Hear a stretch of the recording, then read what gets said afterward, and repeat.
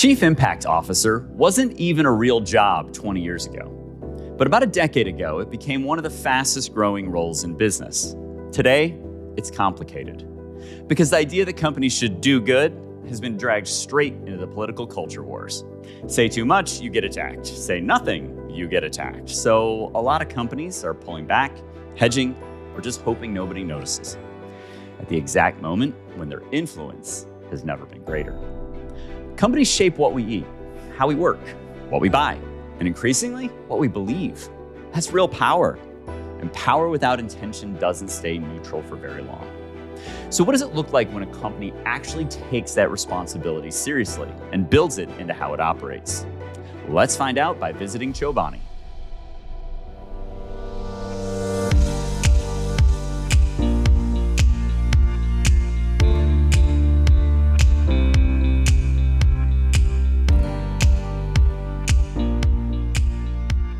Welcome to Better Good, the show where you learn how the best do good and how you can too.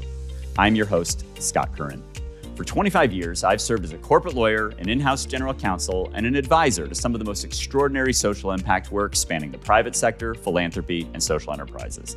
On this podcast, I talk to the innovators reimagining how the world does good, bringing you candid and inspiring conversations and practical advice, guidance, and tools you can use in your life and at work.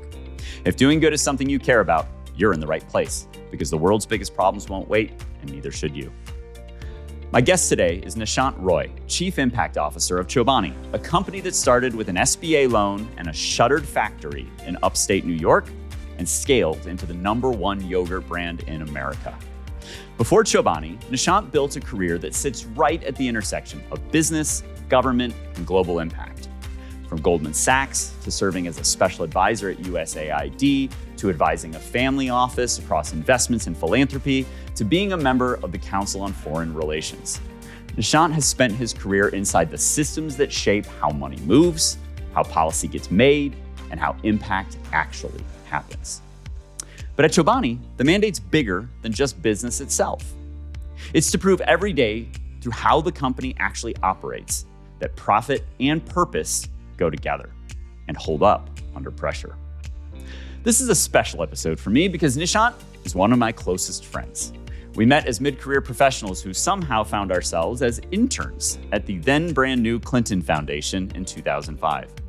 We were surrounded by mostly college students who probably thought he and I had taken a wrong turn somewhere. Nishant had already served in the Air Force, including deployments to Afghanistan and Iraq. I remember thinking right away that this guy has seen a very different version of the world and is serious about making it better. I learned a lot working with Nishant during that internship, and I gained a friend, colleague, and collaborator for a lifetime. That internship ended up being a launching pad for both of us. Over the next decade, I stayed with the Clinton Foundation and eventually became general counsel. Nishant went on to build a career across the highest levels of government, finance, and global development, and ultimately landed at Chobani around the same time that I started Beyond Advisors.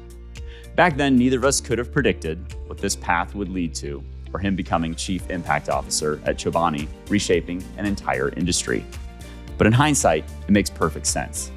Nishant's work shows what it looks like when impact is built into how a business runs, not added later, and what's possible when a business seeks to serve as a true corporate and global citizen. We recorded this episode at the Clinton Global Initiative in New York City. So if you hear noise in the background, it's just the sound of people working hard to change the world, just like Nishant does. This is Better Good, and here's my conversation with Nishant Roy. So I feel like one of the coolest things about having a podcast is that I get to book time with people I want to spend more time with in my personal life. So I actually think the greatest part of sitting down with you on this is that I've got you for a full hour, and I love being with you. I love being with you. And I love that we have to use a podcast as an excuse to hang out. It has been almost 20 full years since we first met as interns together. And we're going to talk about life and mid-career transitions because your background, your bio, your work, your life has been an incredible adventure. But I want to go to a part I've never asked you about before and I don't know the answer to, which is, what is your earliest memory in life when you came to the realization that doing good was something that somebody could do or that somebody was doing and might be something you could do? I got, I guess, two initial responses to this. Okay. One is very just familial, is my grandfather. My family immigrated here in 1979. I was born a few years later, and my grandfather was getting Social Security because he was much older, and with the little money that he had, he would buy three things. He would buy cigarettes, he would buy alcohol, and he would buy a chocolate bar for me.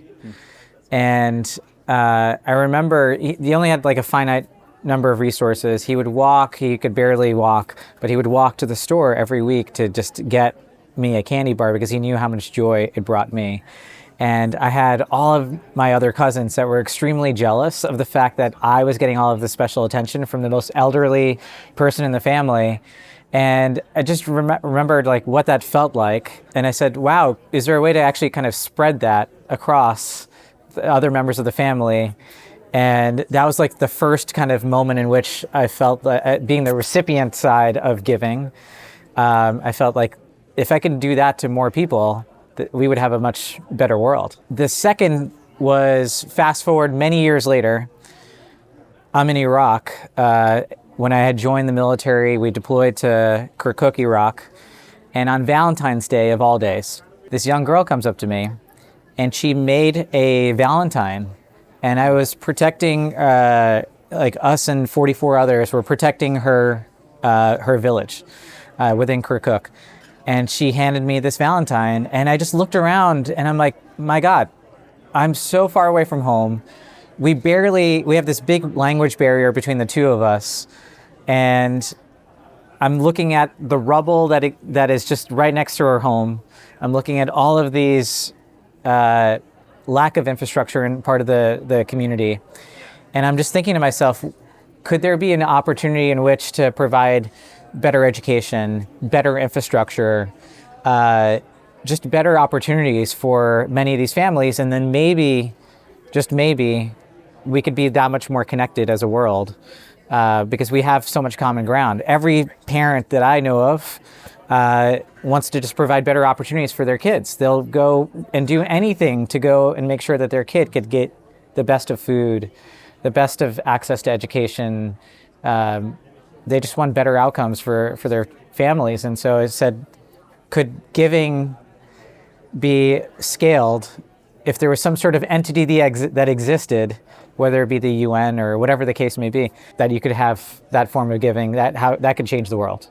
Those are two incredible stories, and I'm going to come back to them, but now draw the line between, or share for those who may not be as familiar with your background as I am, from being that grandson, or perhaps even the favorite grandson of a generous grandfather, to where you are today. So you're currently the Chief Impact Officer of Chobani, a brand that people know and love, with an incredibly high-profile founder. Something else we'll talk about as being a through line and common in your service and mine, working with people with these incredible platforms and visions.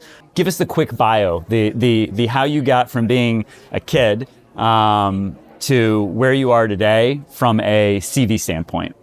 I wish I could say that all the different steps I took were very calculated and very thoughtful, but... You can only connect the dots looking backwards. Exactly. You can only connect the dots going backwards. I'm now the Chief Impact Officer at Chobani, and if I rewind the clock all the way back to 2000, enlisted in the United States Air Force, got the opportunity to go and serve the country in Afghanistan and Iraq and a number of different bases here stateside. And I got to focus actually on a function called security forces. So it's the light infantry, if you will, of the United States Air Force. I leave the military and I'm not sure what I'm going to go do. The military actually does just such a fantastic job of giving you all of the support that you actually need when it comes to housing and the food that you can go and get, and just access to just medical resources and whatnot. It's just top tier. And I really was leaving that safety net, and it was a shock to the system. I come back home here to New York City, and I enroll in school at St. John's University. And I hear President Clinton is coming to Pace University, and my brother is going there for school. And he says, hey, you got to go and listen to him because I know you're a big fan of his. And he starts talking about how he's going to set up this foundation. And I'm over the moon. I'm like hanging on to every word he's saying. And I look at my brother and I said, I'm going to apply for an internship there. He's like, do you know anybody there? I said, no, not a single soul. I'm just going to apply online and we'll see where it goes. And at the same time, by the way, I also applied to go intern for Secretary Clinton, now Secretary Clinton, then Senator Clinton. I got offers at both internships, which is really cool. I didn't know that. And I chose to go work for President Clinton, as you know. I'm glad you did. Because that's where we met. Correct. And that's where we got to spend every day for that summer, all 13 weeks of summer.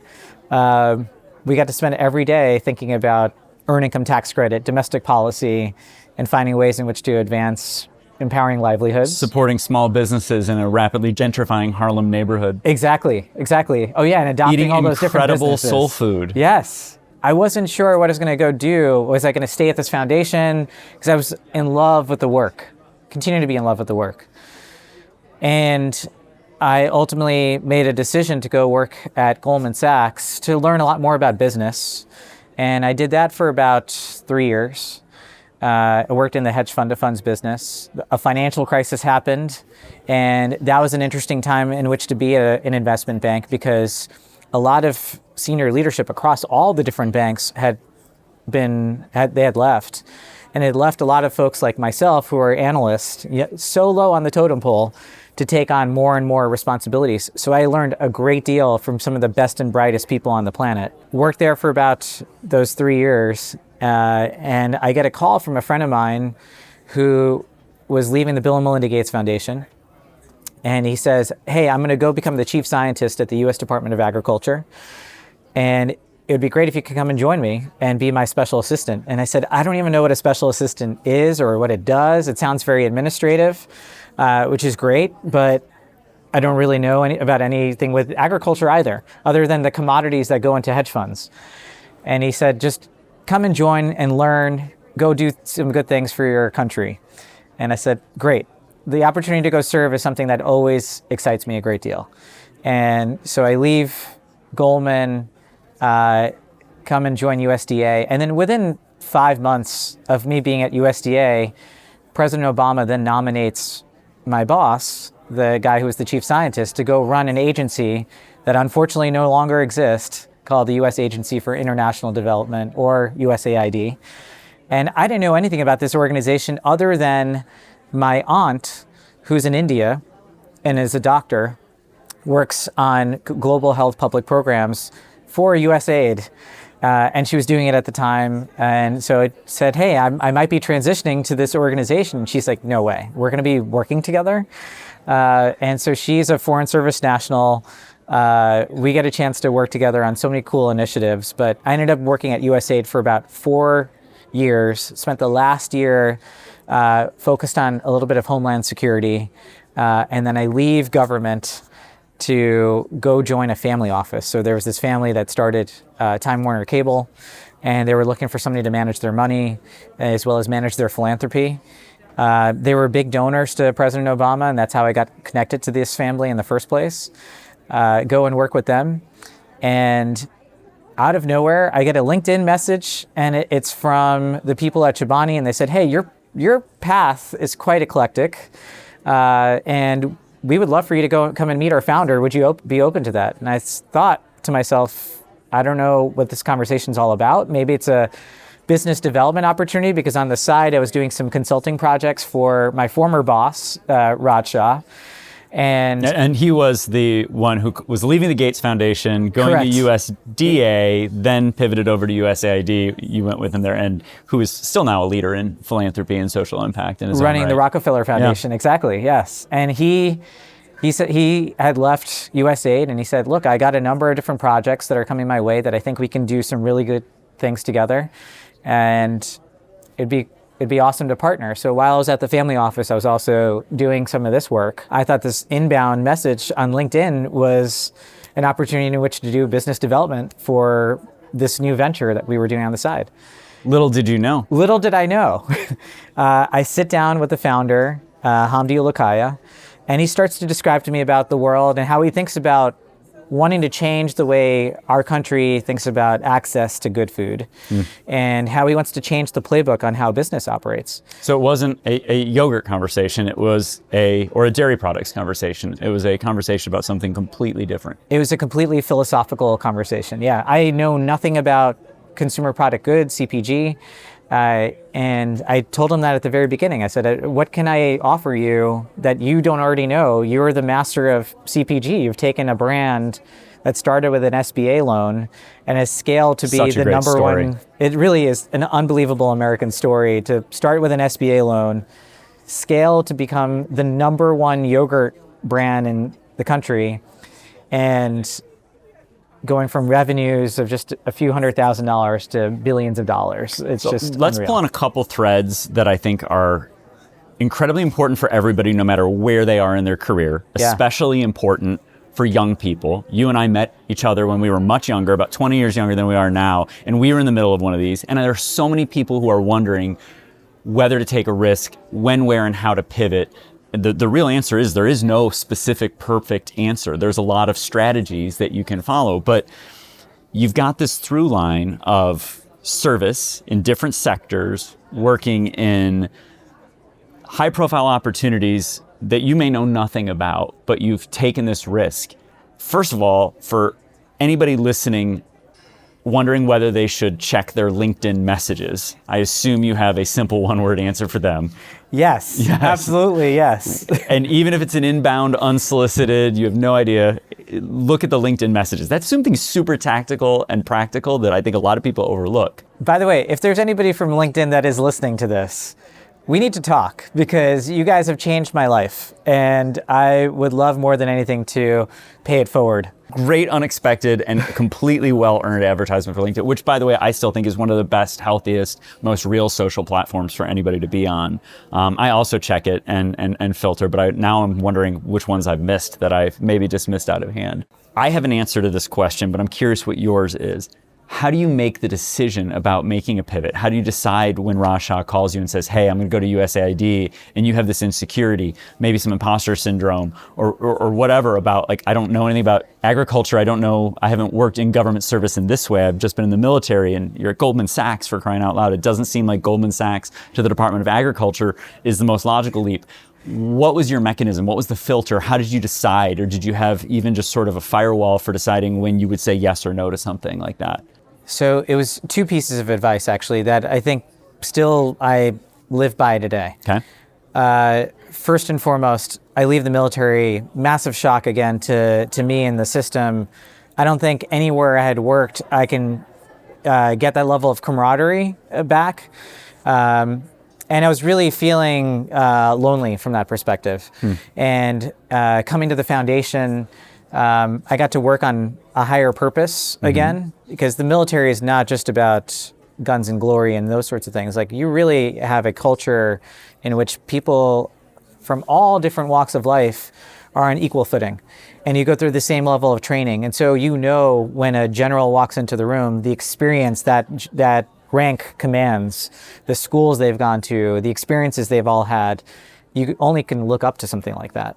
And when I coming into the private sector, or coming into the NGO sector in this case, I was missing that level of camaraderie and that level of understanding, because you don't have that. You can walk into a room and somebody could be like yourself, who's a lawyer, who has practiced in private practice, and you and I are sitting alongside each other, and I'm some guy that just came out of the military, but I don't have nearly the level of writing experience, the understanding of the law and understanding of how to problem solve in the way that you did. So while I appreciate that, we were not on equal footing, yet we were in equal, we were almost put into like equal positions. And while it's appreciated, I very much felt out of sorts. I could have stayed at the foundation and worked in a different capacity, or I could have gone off to Goldman Sachs. And there was this really like amazing opportunity in which I got to sit down with President Clinton, and he said, you know what, you should forget both and you should go to law school. And I said, why law school?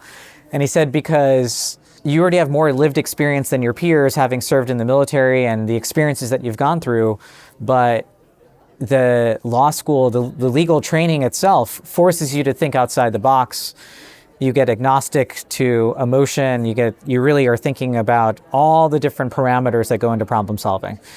And so I get that, but I already felt so far behind my peers that had graduated from college. They're earning here in New York City, and here I was coming back and had no formal education. And I said, I only had this lived experience. I'm really eager to go and make some money. And I'd finished my 4-year degree in 2 years because I was that eager to go and start making some money. And he's like, I get that. So why don't I introduce you, he says, to Bob Harrison. Bob Harrison, he, former Goldman partner, at that point was running the Alliance for a Healthier Generation. Later becomes the CEO of the Clinton Global Initiative, is currently the CEO of the Clinton Foundation. And a dear friend and mentor to both of us, who we both got to know that summer working in Harlem together. Yes. And he heard the fact pattern of like, here's I see what drives you, Nishant. Like, it's impact. It's doing something much bigger than just yourself. And from that, he was very simple. He said, what the public sector and what the NGO sector is missing are folks that understand business, that understand the bottom line. How do you keep programs sustainable over some period of time? He's giving me this advice back in 2006. Right. And here we are today preaching this very topic of getting more private sector thoughts and voice into the equation when we think about all the good that we're trying to ultimately implement on the public sector side. You don't feel like you sold out. A lot of people would say, pivoting from government service and to philanthropy and then going into Goldman Sachs to make money is a purely selfish sellout move, and it's not. It was to actually pick up a different skill set, credential that would enhance your profile and your ability to make impact. And I want to be clear, I don't think going into the private sector, I started as a corporate lawyer in the private sector, I don't think there's anything involved in that means you're selling your soul at all. But there's a lot of people who see a pivot from that kind of service-focused work and, sort of humble paychecks that come with nonprofit work and government service, and a move to Goldman Sachs as a pure effort for cash. And that clearly wasn't it. You were looking for a new credential. Absolutely. It was to take skills and learn how businesses operate and work, and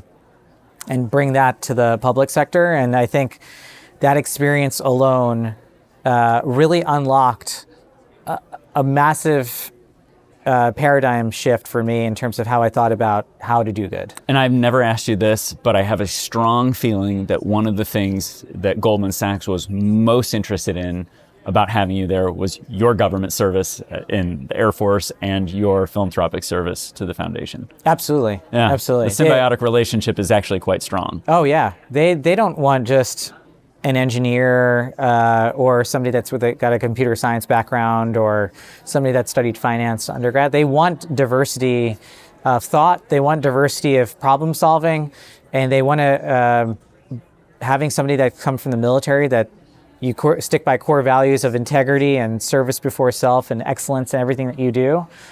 That means something. Again, going back to that military example of when you see a general walk in the room and you know what experiences they've gone through, you're kind of wearing that credential when you're representing the military and you're walking into anywhere and you're saying, hey, I proudly served in the military.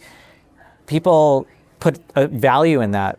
And I think that's what Goldman saw in me. So then you make the pivot to government service. So you go from Goldman Sachs to government service, and then government service in two major agencies, USDA, USAID, and then back to the private sector with Chobani, with the consulting gig in betwixt. What was the thought process about going into work for a food company? Or was it just that Hamdi articulated an incredible vision and path that you wanted to be a part of? Or was it multiple things? So second piece of advice that I got when I was at Goldman, the managing director there named David Simons, he sat me down. David said any job he had ever taken in his life, he followed 3 simple criteria, which I still adopt today. 1, are you working on a mission that's much bigger than maximizing profit or just whatever they articulate in that organization? 2, are you working with really smart people that you feel like you're learning from? Because you should always be learning. And do you also feel like you're adding value to the debate, to the conversations that are happening in those boardrooms? And then the third is, are you being rewarded for your efforts? And that may mean proximity and access to decision-making and power. And in the private sector, that may mean simply, are you getting paid for the work that you do? So that became my decision criteria once I went right back. I went from Goldman Sachs into government. I said, what's my proximity to get real stuff done? And then how can I solve some of these problems as I grow in my career? You started at Chobani in the chief of staff to Hamdi role. Yes. I'm going to skip to your progression if I get it right. Correct me if I'm wrong. You then become chief communications officer. Yes. And chief social impact officer. Yes. And you are now full-time chief social impact officer, having jettisoned the other roles or handed them off to other people. Talk through that progression and your time at Chobani, because it's going on how many years? It is 8 years. March next year will be 9, yeah. Is this the longest in one place? This is the longest I've ever been in one place, yeah. Yeah, this is... What's kept you there? It has hit all three of the criteria. It's a mission that's beyond just getting more yogurt and creamers and oat milk, et cetera, on shelves.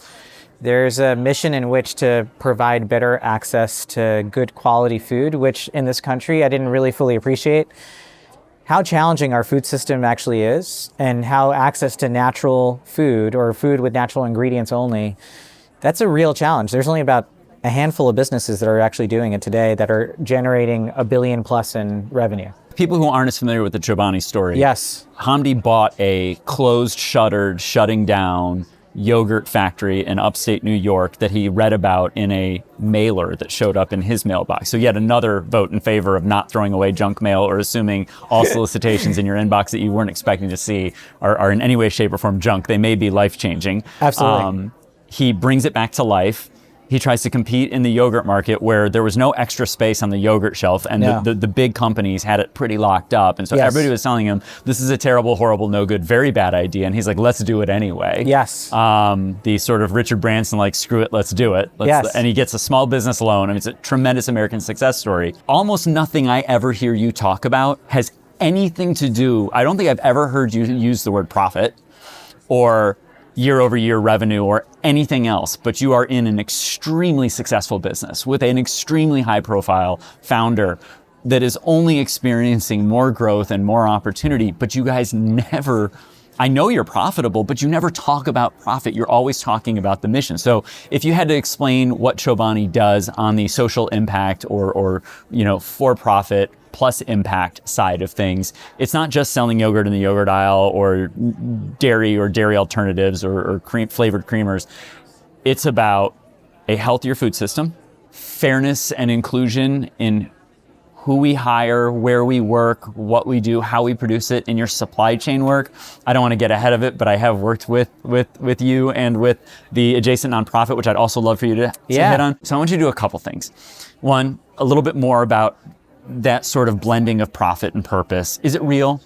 And then address the skeptics who do exist, who are in our lives and are people that we know who sometimes look at me and say, Scott, I'm kind of amazed that you've got this Pollyanna view that any corporate impact is real at all and that it's not just marketing, which crushes my soul.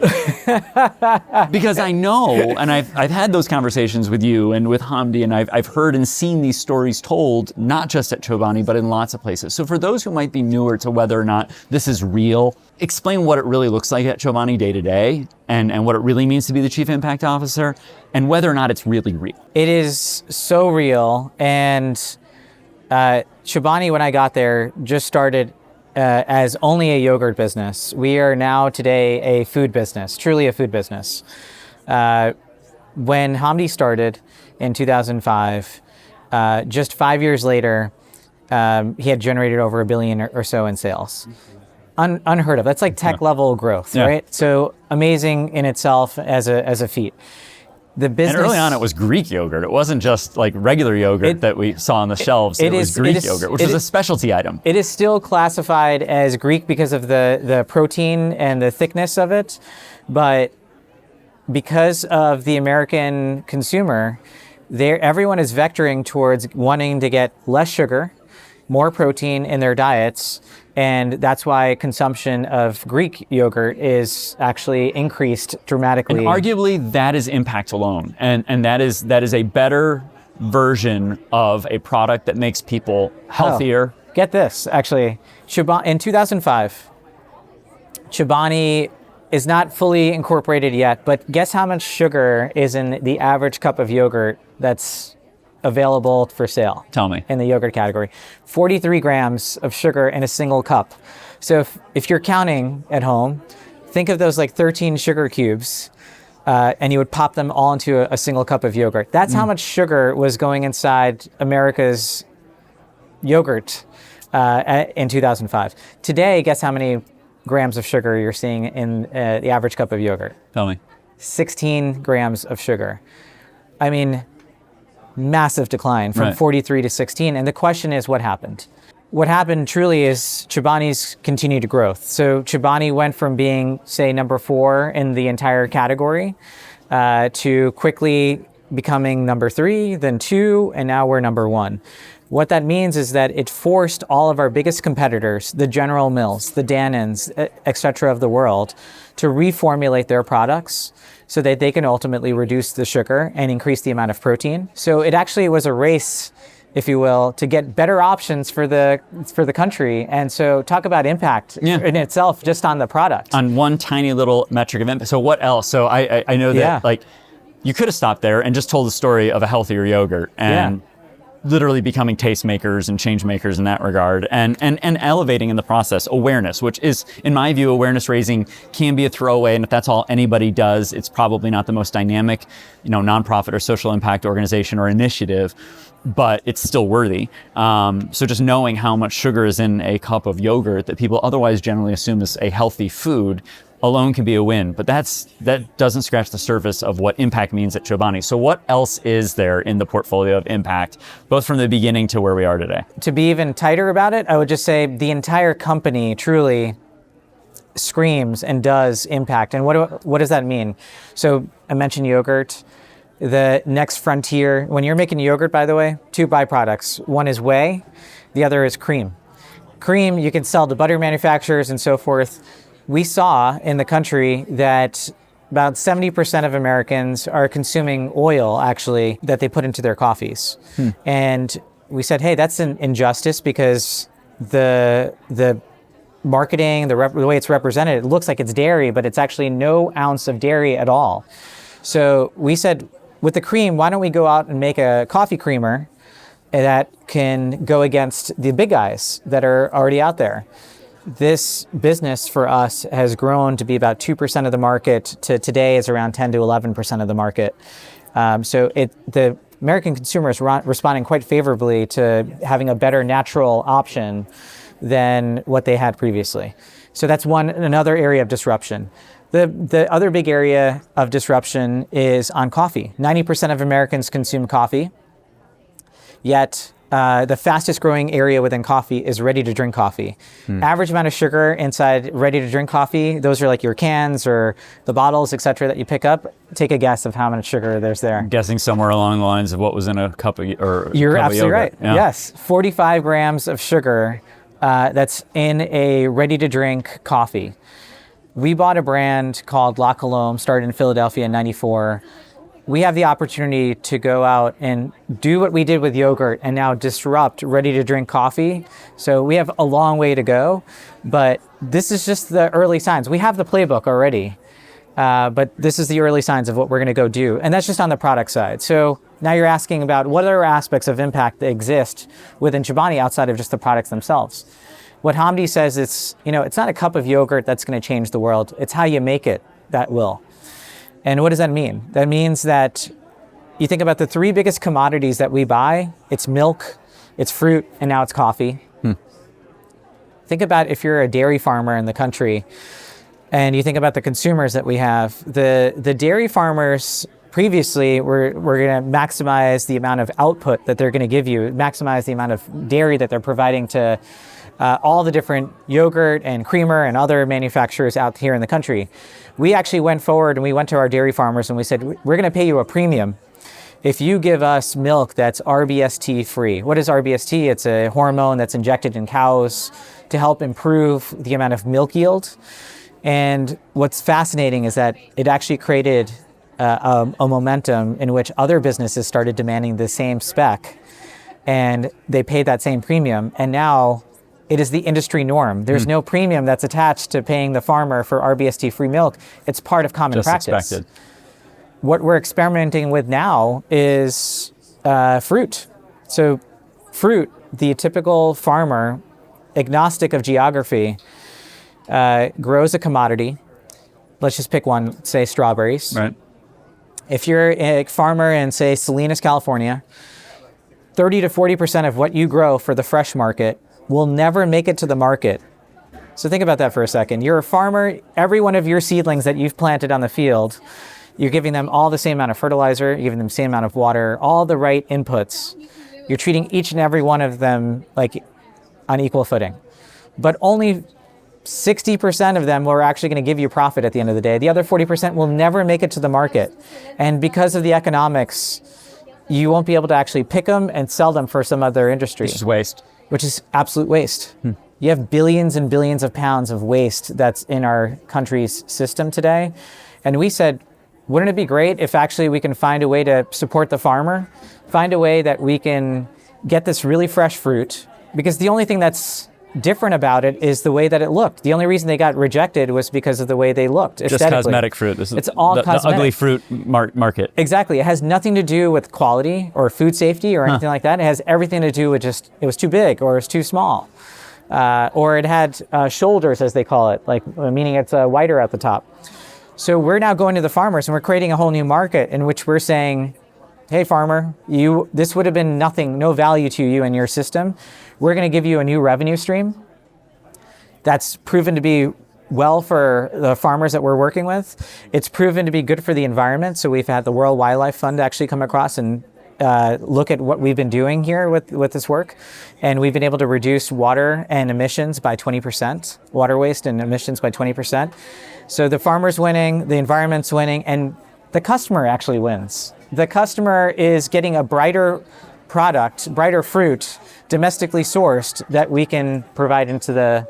And everything that you've just described there, and I want to talk about employment too, because I know Chobani has an incredible track record, and I know there's a nonprofit that talks about the people aspects of all of this. But everything you just described is what I understand, and I'll ask for you to grade this paper, whether I'm correct or not. It's just supply chain innovation, right? This is supply chain. So the farmers are suppliers, whether it's the fruit, whether it's the milk, et cetera. This is all what most people would call supply chain innovation. Absolutely. Fair? Yeah, and by the way, not only just innovation in the supply chain, you're actually protecting your supply chain by offering redundancy. So if you're already going to a different fruit prep provider, you have redundancy to kind of support you. It's a business continuity risk that you're solving for in the process. Tell us about, or tell listeners who may not be familiar with this part of the story of the Hamdi, Chobani, and tent story, that the human aspects of the people involved, going to that first upstate yogurt facility where I believe when Hamdi arrived, when he was planning to purchase it or having just purchased it, he found the people shutting it down and preparing to hand over the keys to him, assuming that they were out of work. Yeah. And he put them to work, I believe, painting, if I recall the story. He said, why don't you go down to the hardware store, get some gallons of paint. And do I remember correctly that it was red, white, and blue, and which ultimately created the original colors for the packaging that they painted the actual building? I don't know about the colors. Okay. But I do, yes, the very first action that they had was to paint the walls, as he said. And because he wanted to give them something to do so they could remain employed. He didn't want them to leave. Exactly. Not only just that, it's like, you heard Admiral McRaven, and he talks about making your bed. Yeah. And first thing to do in the morning is make your bed. Exactly. You've accomplished something. Exactly. And that's exactly what Hamdi did in his own way by painting those walls, is that you're going to return to this factory every single day. And this factory was made in, say, the 1920s or so, or maybe even earlier than that. But this factory, you're returning to every day. Like, it's a place of dignity. It should be a place in which you want to go to. And if it has this fresh coat of paint that you're walking to, you're like, okay, I get it. I am here to serve a purpose. And I'm not just coming to this like building that has shambles or looks like it's decrepit or anything like that. It will change the way you behave. It will change the way you're motivated about the work that you do. So a very simple act of just painting the walls is like making your bed. And then from there, he brought the factory back to life. People who were laid off by the company, a large company that was shutting down that yogurt facility. Yes. Brought that facility still alive and well and going strong. Very, right? very strong. Yes, Yeah. it's the backbone of our company in terms of the yogurt that we produce for the country. If anything, it's actually scaling in size. We're working to get more folks in there, but there's a limitation on how much space we actually have to scale. So that's why we just announced, by the way, a $1.2 billion investment in New York, probably about 45 minutes away from the existing factory. We are not going to close the existing plant. If anything, this is something that we need to continue to operate while we add more incremental volume into the system. But getting to your question, the unemployment skyrocketed in that community the moment that Kraft ultimately abandoned that plant. And Hamdi then hired the first 5. They joined his board, and then he scaled to get to the 55. And then he ultimately, whoever wanted a job, came and worked at Chobani in that community. And then we basically got to full employment. It wasn't until you start scaling, and you heard the record growth, right? It went from just a couple of $100,000 in sales to $1 billion in just 5 years. He needed to scale the operations quickly. And he found out there was a massive workforce available in the neighboring town called Utica, New York, which is about 45 or so minutes away. And it was a big refugee population. And everyone said, Hamdi, there's no way that you can get these guys to come and work for you because 1, they don't speak the language. 2, it's a 45-minute trip, so how are you going to get them to and from? And then 3, they have no CPG experience. And he said, 1, I barely speak English myself, so that's a non-starter in terms of a reason. We'll get translators if they need them. Buses, we can get buses to help them go to and from. And then 3, in terms of the technical skills and expertise, like we'll provide that. Like he's like, I'm not a CPG guy. I was a nomad that grew up in Turkey. I spent 6 months in the mountains with shepherds. And then I spent 6 months in the city.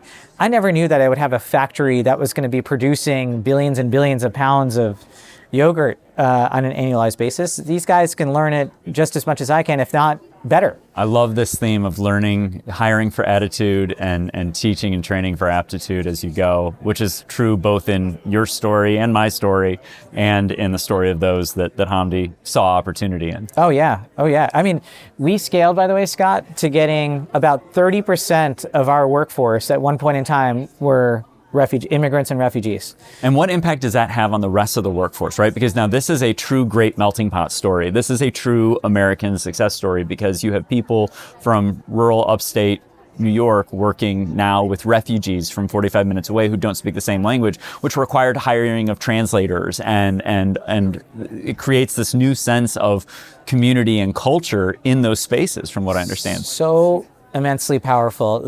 First off, the level of adversity that many of these refugees have had to face, the amount of vetting that they've had to go through in order just to come here to this country is unconscionable.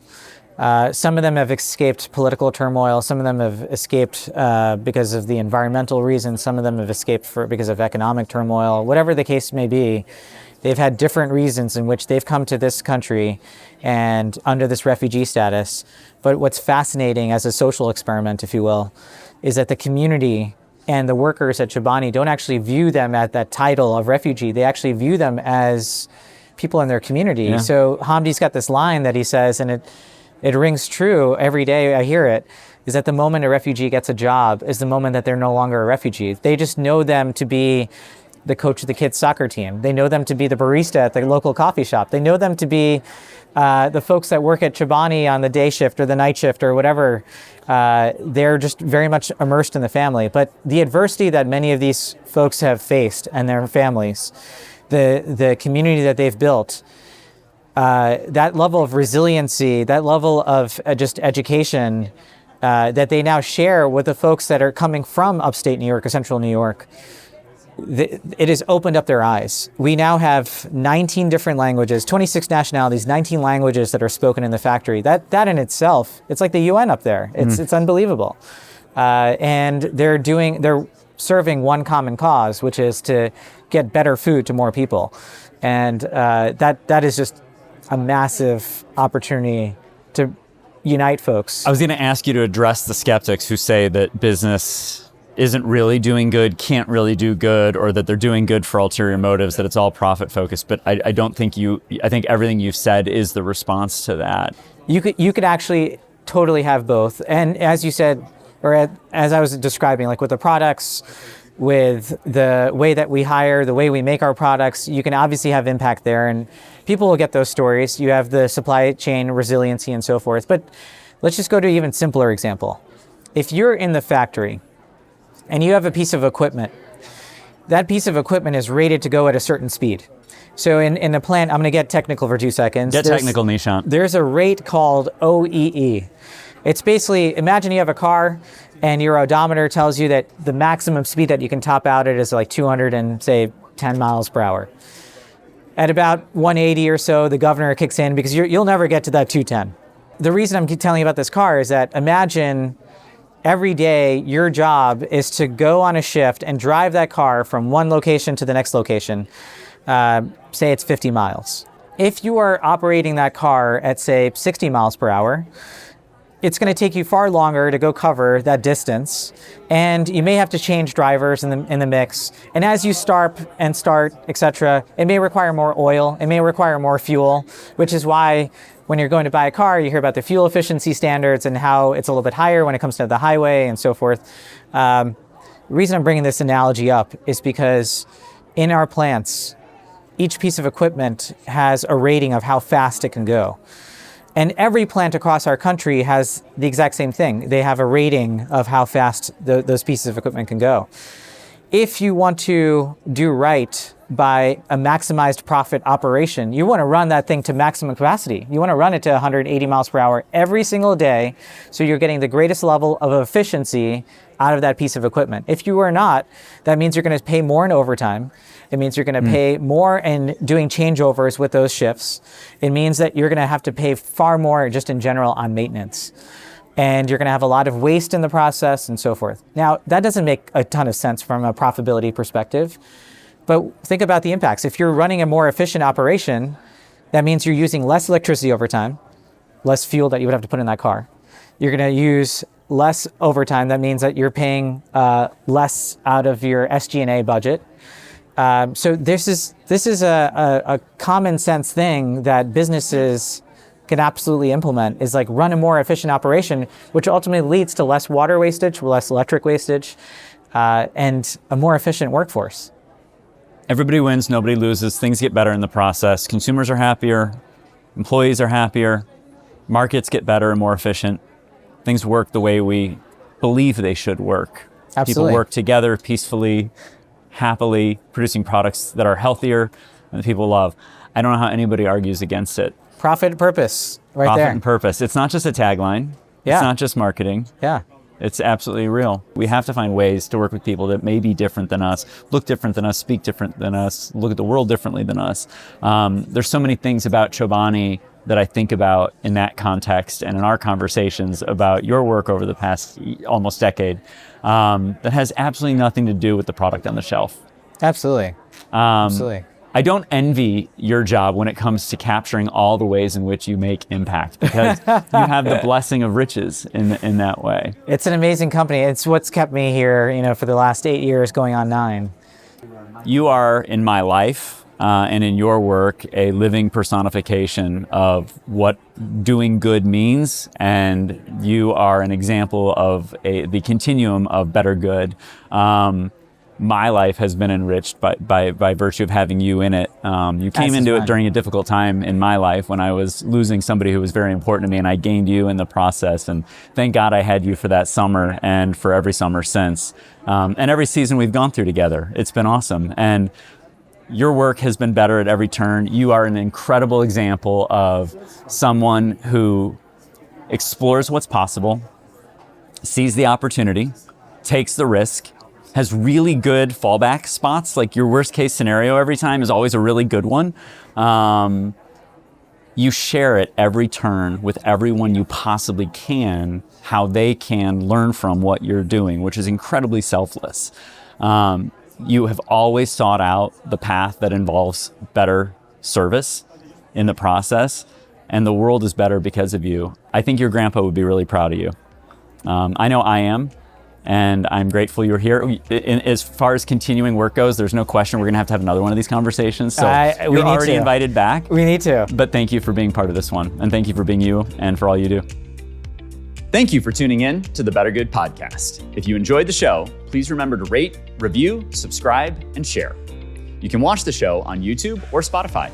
And for those who prefer to listen, we're on all major podcast platforms, including Apple Podcasts. If you want to learn more about how you can do more good better in your life and work, you can also find me on Instagram, Threads, LinkedIn, or subscribe to my Substack. You can find links to all of these at www.scottmcurran.com. Better Good is a Beyond Creative production. My executive producers are Kieran Banerjee and Aaron Schulman.